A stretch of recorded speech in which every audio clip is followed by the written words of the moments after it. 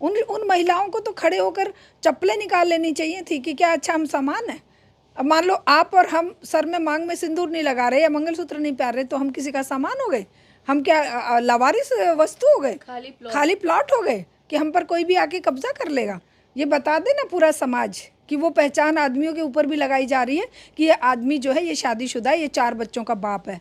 नहीं, वो तो चाहे किसी को भी धोखा दे के लड़कियों को लेके अपना कई कई शादियां करके, एक बॉम्बे में कर ली, एक दिल्ली में कर ली, कहीं और कर ली, किसी को किसी का पता नहीं चला, और वो क्योंकि उसकी पहचान तो है ही नहीं। लेकिन महिलाओं के ऊपर ठप्पा लगना ज़रूरी है, जैसे गाय भैंसों के ऊपर ठप्पा लगता है ना कि ये गाय इसकी है। और वह स्वाति मालीवाल क्या कर रही है? और वह नमस्कार, आप देख रहे थे जनता लाइव। मैं हूं अफसर रवीना। हाल के कुछ दिनों में एक नाम काफ़ी सुर्खियों में है, जो कि है बागेश्वर धाम के धीरेंद्र कृष्ण शास्त्री। उन्होंने दिल्ली में भी अपना दरबार लगाया है और इन दिनों ग्रेटर नोएडा में उनका दरबार जारी है। और उसी दरबार से एक वीडियो सामने आई है जो काफ़ी वायरल हो रही है सोशल मीडिया पर।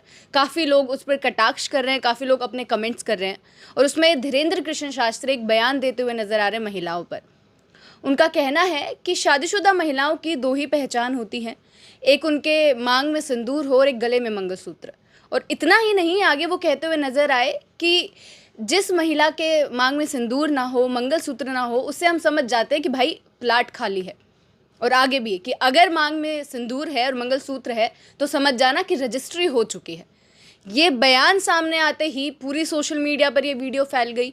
जो महिलाएं हैं वो लगातार इस पर कटाक्ष कर रही हैं, लगातार बोल रहे कि इस प्रकार के बयान किस प्रकार से वो दे सकते हैं, या कैसे ऐसे ऐसे जो बाबा हम जिनको बोलते हैं, पूरे देश की जनता उनके पीछे है, उनके धाम में इतने सारे लोग आते हैं और ऐसे बयान देने के बाद भी वहाँ जो लोग मौजूद हैं ना इसका विरोध करते हैं बल्कि हंस खेल कर तालियां बजाने नजर आते हैं। तो इसी पर बातचीत करने के लिए हमारे साथ शारदा दीक्षित जी बनी हुई हैं। इनसे जानते हैं कि जो महिलाएं उनके दरबार में नहीं जाती हैं, उससे हट के महिला क्या कैसे देख रही हैं इस बयान को। मैम, सबसे पहला सवाल यही कि ऐसा बयान सामने आते ही महिलाओं पर क्या बीतती है जो उनके दरबार में नहीं जाती, जो उनको मानती नहीं है, क्योंकि जो उनके पास बैठी थी उनका रिएक्शन हमने देख लिया है। देखिए, इस तरह के बयान बेहद शर्मिंदा करने वाले हैं। इस पूरे भारतीय संस्कृति को जिसकी ये दुहाई देते हैं, पूरी भारतीय सभ्यता को जिसके लिए ये कहते हैं कि प्राचीन संस्कृति, यहाँ तो नारी को देवी की समान पूजा जाता है। हैं यस क्या नारियंति पूज्यते बसंती तस्य देवता तत्र देवता।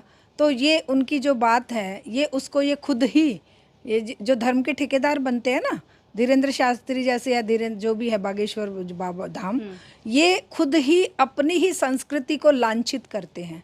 और वो जो लोग इस बात को सुनकर भी, जिनको एक गेरुए रंग की बिकनी पहनने से वो थिएटर्स को जला दे रहे हैं, जो पूरा हुड़दंग मचा रहे हैं, वो कौन कौन सी जो सभाएं इनकी और वो कौन कौन से जो हिंदू वाहिनी और फलानी वाहिनी ढिकानी वाहिनी, वो सब इतने शर्मिंदा करने वाले, धर्म को शर्मिंदा करने वाले, मानव को शर्मिंदा करने वाले और देश की आधी आबादी को, मैं तो कहूँगी विश्व की आधी आबादी को शर्मिंदा करने वाले बयानों पर चुप्पी साध कर बैठते हैं, तो ये समझना चाहिए कि ये उनकी भी मानसिकता का द्योतक है। ऐसा व्यक्ति जिसकी ना एजुकेशन का पता है, जिसके ना संस्कारों का पता है, जिसका कुछ भी किसी को नहीं पता है, बस एक बात पता है कि वो हिंदू राष्ट्र की बात करता है। और जो सत्तासीन लोग हैं, जो सत्ता में हैं वो भी और जो सत्ता से बाहर हैं वो भी, इस धर्म की डुगडुगी बजाकर अनपढ़, मूर्ख, गंवार और ऐसी जनता को जो धर्मांधता में डूबी हुई है, जो आज भी 5000 साल पुरानी कहानियों के आधार पर उनको मूर्ख बनाकर अपने वोट के लिए तैयार किया जाता है, ये कहानी उनको बहुत लुभावनी लगती है। वरना इतना गंदा बयान सुनकर भी महिलाएं वहाँ नाच रही हैं, ताली पीट रही हैं। उन महिलाओं को तो खड़े होकर चप्पलें निकाल लेनी चाहिए थी कि क्या अच्छा हम सामान है। अब मान लो आप और हम सर में मांग में सिंदूर नहीं लगा रहे या मंगलसूत्र नहीं पहन रहे तो हम किसी का सामान हो गए? हम क्या लावारिस वस्तु हो गए? खाली प्लॉट हो गए कि हम पर कोई भी आके कब्जा कर लेगा? इसका मतलब ये जो इस तरह के जो सत्ता के द्वारा पोषित है ये विचार, और उसी विचार को ये प्रोपेगेट करते हुए जनता के बीच में लेकर जाते हैं। और एक भी पॉलिटिकल पार्टी का एक भी बंदा इसके विरोध में नहीं बोलेगा। क्यों? क्योंकि उन्हें अपनी वोट खोने का डर है, हिंदू वोट कहीं छिटक कर दूर ना हो जाए। अगर मान लो यूरोप की या ब्रिटेन की या ये जो डेवलप्ड कंट्रीज़ की महिलाएं मंगलसूत्र नहीं पहनती, सिंदूर नहीं लगाती, वो सब लावारिस वस्तुएं हैं। कब से ये सिंदूर एक मान्यता, जैसे हमने कहीं पर पढ़ा कि महिलाएं, अगर हम पुरातन काल की बात करें, प्राचीन सभ्यता की बात करें, तो महिलाएं माता के रूप में कबीलों की सरदार हुआ करती थी। ये ऐतिहासिक तथ्य है। सभ्यता की शुरुआत में महिलाओं के द्वारा ही सारे कबीले एक तरह से कंट्रोल्ड होते थे, बिकॉज उस समय माँ को अपने बच्चों का पता होता था, लेकिन इनके पिता कौन है ये कोई बहुत निश्चित बात नहीं होती थी, क्योंकि उस समय घुमंतु जीवन लोग जीते थे। लेकिन माएँ अपने पूरे कबीले को सरदार होती थी। और जब ये जो मसल पार का ज़माना आया, उसके बाद से महिलाओं को बांध कर रखा जाने लगा। उनके हाथों में बेड़ियाँ, पैरों में बेड़ियाँ और हाथों में हथकड़ियाँ लगा के उनको लोहे के जंजीरों से बांध के एक जगह रखा गया। उसको वस्तु के रूप में, संपदा के रूप में, संपत्ति के रूप में जब से बनाने का ये चलन शुरू हुआ, तब से आज तक महिलाएं संघर्ष कर रही हैं। उस समय भी संघर्ष किया, और उसी संघर्ष के परिणाम स्वरूप एक मान्यता ये भी है कि ये जो सिंदूर लगाने की परंपरा है, ये तभी से अस्तित्व में आई कि उसको मारा था, सर पे लठ मारा था और खून निकल आया था। तो उसके घर वालों ने, उसके पति ने, ये दिखाने के लिए कि तुम इसको हमेशा लाल रंग के करके रखो, जिससे कि तुम्हें याद रहे कि तुम घर से बाहर पैर रखोगी तो तुम्हारा यही हश्र होगा। तो वो सिंदूर जिसे वो कह रहे हैं कि ये एक वो है, किसी की निशानी है शादीशुदा होने की, कि तुम कुछ नहीं कर सकती हो क्योंकि तुम हमारी संपदा हो, तुम हमारी संपत्ति हो, तुम हमारी जागीर हो। तुम्हारी जो पहचान है वो मंगलसूत्र से और तुम्हारी बिंदी और तुम्हारे उससे सिंदूर से पहचानी जाएगी कि तुम हमारी हो। क्यों भाई? कोई आदमी पहनता है? किसी आदमी के ऊपर लिखा है कि ये शादीशुदा है? किसी भी आदमी के गले में सिंदूर या कोई भी ऐसी पहचान, ये बता दे ना पूरा समाज कि वो पहचान आदमियों के ऊपर भी लगाई जा रही है कि ये आदमी जो है ये शादीशुदा है, ये 4 बच्चों का बाप है। नहीं, वो तो चाहे किसी को भी धोखा दे के लड़कियों को लेके अपना कई शादियां करके, एक बॉम्बे में कर ली, एक दिल्ली में कर ली, कहीं और कर ली, किसी को किसी का पता नहीं चला, और वो क्योंकि उसकी पहचान तो है ही नहीं। लेकिन महिलाओं के ऊपर ठप्पा लगना ज़रूरी है, जैसे गाय भैंसों के ऊपर ठप्पा लगता है ना कि ये गाय इसकी है, वो उसको दाग देते हैं। तो इसी तरह से ये हमारे बेटियों पर, और मैं तो उन महिलाओं को बिल्कुल हाथ जोड़कर रिक्वेस्ट करूंगी कि ऐसे धर्मगुरुओं के पास जाकर क्यों अपने ऊपर लानत भेजते हो? क्यों अपनी बेइज्जती कराते हो? क्यों अपने आप को इंसान के दर्जे से नीचे गिराते हो? क्या क्या पड़ी है तुम्हें? अरे तुम्हारी समस्याओं का समाधान तुम्हारे संघर्ष से होगा भाई। ये जो व्यवस्था जो तुम्हें बेरोजगारी दे रही है, व्यवस्था जो तुम्हारे बच्चों के रोजगार छीन रही है, व्यवस्था जो तुम्हारे महंगाई से कमर तोड़ रही है 1200 रुपये का सिलेंडर हो गया है, उस व्यवस्था के जो तुम्हारे ऊपर दंश है, उस व्यवस्था के दंश को तुम बागेश्वर बाबा के चरणों में लौट कर पूरा हटा दोगी? कभी नहीं। उसके लिए तुम्हें सड़कों पे उतरना पड़ेगा, उसके लिए तुम्हें हक की आवाज़ उठानी पड़ेगी, इंसानियत का दर्जा हासिल करने के लिए तुम्हें लड़ना पड़ेगा, तभी तुम्हारी समस्याओं का समाधान है। किसी बागेश्वर बाबा के पास समाधान बिल्कुल नहीं। मैम, 2 दिन पहले एक और वीडियो वायरल हुई थी जिसमें उनके दरबार की चीज़ें सामने आई थी कि किस प्रकार से भीड़ बेकाबू हो गई थी, और उसी में एक चीज़ सामने आई कि उनका ही एक सेवा कर्मी एक महिला को उठाकर बैरिकेड के उस पर फेंक रहा था। मतलब लिटरली ये देखा गया कि फेंक रहा था उनको, और उस पर भी काफ़ी आक्रोश जताया था जनता ने। हाँ, मैंने देखा था वो वीडियो जिसमें वो उठाकर फेंक रहा है और पुलिस वाला वहीं पे खड़ा है। वो जो इंस्पेक्टर है या सब इंस्पेक्टर है वो वहीं पे खड़ा हुआ है। उसने एक बार भी ये नहीं कहा कि भाई ये सामान नहीं है, ये कोई बोरी कचरा नहीं है कि कचरे को उठा के फेंक रहे हो तुम। ये एक जीता जागता इंसान है, एक महिला है, और अगर ये भीड़ बेकाबू हुई है तो इसके जिम्मेदार ये व्यवस्था है, जिस व्यवस्था ने पूरी ताकत लगाकर बिहार से, यूपी से, कहीं कहीं से महिलाओं को, लोगों को इकट्ठा करके वहाँ पर जमा किया है। एक तो युवा और एक महिलाएं, ये दोनों ही ऐसे वर्ग हैं जो इस समाज में परिवर्तन का आगाज़ कर सकते हैं, और इन दोनों को ही, एक को बना दिया है नशेड़ी या गौरक्षक या कांवड़िया बना दिया है, और या फिर उनको हिंदू मुसलमान की राजनीति में उलझा के बर्बाद किया जा रहा है। ये मतलब धर्म के रक्षक के रूप में उनके हाथ में लठ पकड़ा दिया, उनके हाथ से किताब छीन ली, उनके हाथ से रोजगार छीन लिए, उनके हाथ से जो उनकी जो शिक्षा प्राप्ति का जो एक रास्ते थे वो सारे प्राइवेट करके बंद करते जा रहे हैं। लेकिन उनके लिए नशा और उनके लिए धर्मांधता के दरवाजे कई गुना चौड़े कर दिए। दूसरी तरफ महिलाओं में वो ताकत है कि महिलाएं वो एक माँ के रूप में सारे दर्द को महसूस करती हैं। वो बच्चों की शिक्षा को भी देख के तड़पती हैं कि मेरे बच्चे को पैसे नहीं है इसलिए उसका दाखिला नहीं हो पा रहा। वो इस बात को लेके भी तड़पती हैं कि मेरे बच्चों को मैं पौष्टिक आहार नहीं खिला पा रही क्योंकि बहुत महंगाई हो गई। वो इस बात को लेके भी तड़पती हैं कि मेरे बच्चे को इतनी पढ़ाई करने के बाद भी रोजगार नहीं मिला और उसको बहुत दर्द है। लेकिन उस दर्द को व्यक्त करने के लिए वो कहाँ जा रही है? वो मंदिरों में भेजी जा रही है, वो बाबाओं के आश्रमों में भेजी जा रही है। इतना टीवी पर प्रचार किया जाता है, ये जो गोदी मीडिया सुबह से लेकर शाम तक बाबाओं के प्रवचन सुनाता है, बाबाओं की कहानियाँ सुनाता है, कथाएं सुनाता है और ये कहता है कि भाई तुम्हारी सारी समस्याओं का समाधान ही बाबा के पास है।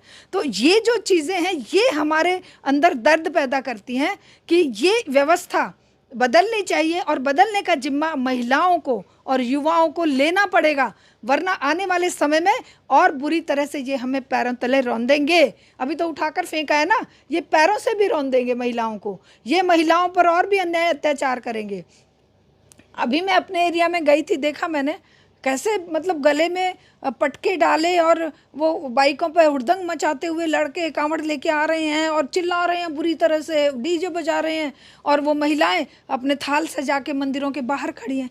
कितनी बड़ी ताकत है, कितनी बड़ी एनर्जी है जिसे अगर कंस्ट्रक्टिव वे में लगाया जाए। ठीक है, धर्म एक आस्था का विषय है, आप घर में रहिए ना, घर में अपने पूजा पाठ कीजिए, अपने शुद्धिकरण की बात कीजिए। आपको प्रदूषित दिखा रहे हैं वो। अभी एक लड़का मुझे बता रहा था कि जी वो भागवत चल रही थी, वहाँ पर मैं चला गया तो वो कह रहे थे कि ना महिलाओं को ये करना, ये पुरुषों को ये करना चाहिए, ये करना चाहिए, फलानी आरती, फलाना यज्ञ, फलाना। तो बोला, मैंने उसको पूछा कि महाराज महिलाओं को क्यों नहीं करना चाहिए? तो बोला सीधा उसने कहा महिलाएं अपवित्र होती हैं। कितनी बेशर्मी की बात है। कोई बाबा ये कह रहा है, कोई तो ये कह रहा है कि महिलाएं संपदा होती हैं और दूसरा ये कह रहा है कि महिलाएं अपवित्र होती हैं, इसलिए उनको धर्म ग्रंथों को और इन चीज़ों को हाथ नहीं लगाना है। और इसलिए अरे एक माँ के रूप में वे सारा संसार एक महिला का पैदा किया हुआ है भाई। कोई भी एक भी प्राणी ऐसा बता दो बिना माँ के वो पैदा हो गया क्या? उसको तुम कह रहे हो अपवित्र होती है?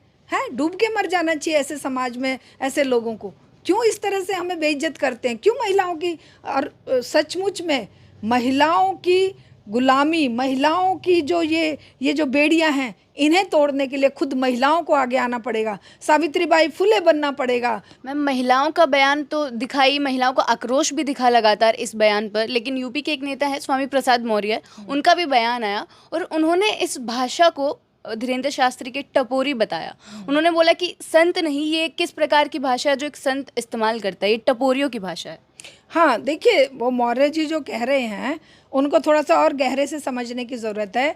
भैया ये टपोरी भाषा आपको हर तीसरे हिंदू परिवार में देखने को मिल जाएगी। हम देखते हैं, हम नहीं सिंदूर में मांग में सिंदूर लगाते, हम चूड़ियाँ नहीं पहनते, हम वो सब नहीं करते जो और सब मंगलसूत्र और वो सब का दिखावा नहीं करते। कितनी बार हमें भी उटपटांग चीज़ें सुनने को मिलती हैं, अरे ये तो पता नहीं क्या बन के घूमते हैं। हाँ, क्योंकि महिलाओं को जब तक महिलाएं इस कैद से, इन जंजीरों से खुद को मुक्त नहीं करेंगी, तब तक ये टपोरी भाषा उनके ऊपर लादी जाती रहेगी। और टपोरी भाषा को बदलने का जो एक जिम्मा है वो इस पूरे समाज का है, लेकिन महिलाओं का बहुत ज़्यादा जिम्मा है। अपनी बेटियों को, अपनी बहनों को, अपनी माँओं को, पुरुषों को भी इस बात के लिए लड़ने को तैयार करना पड़ेगा। हमारे भाई साहब जब हम छोटे थे तो हम कभी ये गलती से ये कह देते कि भाई साहब ये उस एरिया में हम जाएं तो वहाँ पर डर लगता है, वहाँ पर वो लड़के वड़के खड़े रहते हैं। वो हमें बुरी तरह डांटते थे कि अच्छा तुम्हारे साथ कोई अंगरक्षक हमेशा चाहिएगा, तुम्हें अपनी लड़ाई खुद लड़नी है, तुम्हें खुद को मजबूत करके आगे बढ़ना है, तुम्हारी चाल ढाल, तुम्हारा व्यक्तित्व ऐसा होना चाहिए कि वो जो टपोरी लड़के हैं या लड़कियां जो भी हैं, आदमी हैं, वो तुम्हारे व्यक्तित्व से दहशत खाएं। तो ये दहशत हर बेटी को अपने अंदर पैदा करनी पड़ेगी, वरना तो इसी तरह से मार मार के, गाड़ियों से बांध के ये नेता लोग उनको सड़कों पर घसीटते रहेंगे, या अंकिता भंडारी की तरह मार के नदी में बहा देंगे, या फिर टुकड़े टुकड़े करके फ्रिज में रख देंगे या कुछ भी करेंगे, या इस तरह से सरेआम बेइज्जत करेंगे लाखों लोगों के बीच में। और वो महिलाएं, मैं उन महिलाओं को क्या बोलूं, वो तो इंसान अपनी खुद की जो एक मतलब कुत्ता भी अगर उसको प्यार से कोई नहीं बात करता है, दुत्कारता है, तो वो भी नहीं खड़ा होता वहाँ पे। लेकिन ये महिलाएं इंसान होके वो दुत्कार रहा है, वो बंदा इतनी गंदी बात कह रहा है कि ये सामान है, ये प्लॉट है, ये खाली है या भरा है। ऐसे ऐसे ऐसे आदमी को तो वहीं पे खड़े हो जाना चाहिए था सारी महिलाओं को कि ये क्या बकवास कर रहे हो आप। वो जिस बच्चे का मैं बता रही हूँ कि जिसने ये सवाल कर दिया कि महाराज जी महिलाएं क्यों नहीं कर सकती, बोला महिलाएं पवित्र होती है, तो ये इसी एरिया की बात है। वो बोला कि उस टाइम मैंने देखा कि बहुत सारी महिलाएं उठ के खड़ी होगी कि अच्छा तू हमें अपवित्र कह रहा है। ये करना पड़ेगा। जब जब कोई गंद बोलता है, जब जब महिलाओं को डिग्रेड करता है, जब जब वो उसे द्वितीय श्रेणी का नागरिक बनाने की या व्यक्ति बनाने की बात करता है, तब तब महिलाओं को खुद खड़े होना पड़ेगा। और उन्हीं महिलाओं के साथ उनके बेटे, उनके पति, उनके भाई, उनके जो भी मित्र या जो भी हैं, उन सबको भी खड़े होना पड़ेगा कि तुम्हारी हिम्मत कैसे हो गई। और वो स्वाति मालीवाल क्या कर रही है, और वो NSW की वो क्या कर रही है, क्या है वो नेशनल कमीशन फॉर वुमेन की महिलाएं क्या कर रही हैं, किस बात की वो सरकार से हम टैक्स पेयर के पैसे को लेके उड़ाती हैं।